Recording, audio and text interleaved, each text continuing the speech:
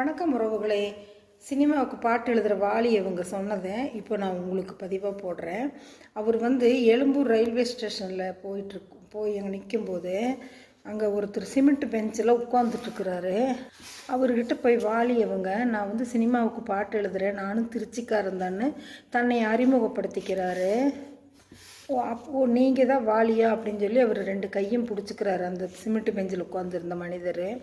அப்போ இவருக்கு அப்படியே ரொம்ப பூரிச்சு போயிடுறாரு. என்னென்னா, அவர் நம்மளை தொடமாட்டாரான்னு ஒரு காலத்தில் ஏங்கி இருக்கிறாராம்மா.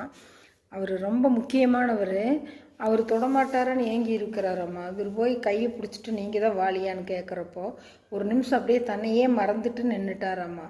என்னென்னா, அத்தனை பேர் போகிறாங்க வர்றாங்க, அந்த சிமெண்ட் பெஞ்சில் உட்காந்துட்டு இருக்கிறவரை யாருக்குமே அடையாளம் தெரியல.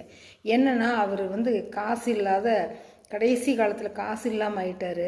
அதனால் அவர் யாருக்குமே தெரியல. அவர் வேறு யாரும் இல்லைங்க, நம்ம தியாகராஜ பாகவதர் தானுங்க. அவர் ஒரு காலத்தில் தங்கத்தட்டில் சாப்பிட்டவருங்க. காசு இல்லைன்னா மனுஷனுக்கு ஒரு மரியாதை பார்த்தீங்களா, ஒரு மதிப்பு பார்த்தீங்களா. ஆனால் வாலி அவங்க கண்டுபிடிச்சி போய் கை கொடுத்தாங்க பார்த்தீங்களா, அந்த பெருந்தன்மையை பாராட்டணும். உங்களுக்கு பிடிச்சிருந்தால் லைக் பண்ணுங்கள், ஷேர் பண்ணுங்கள், சப்ஸ்கிரைப் பண்ணுங்கள், பெல் பட்டன் அமுத்துங்க. இந்த நாள் எல்லோருக்கும் இனிய நாளாக அமையட்டும். தேங்க்யூ.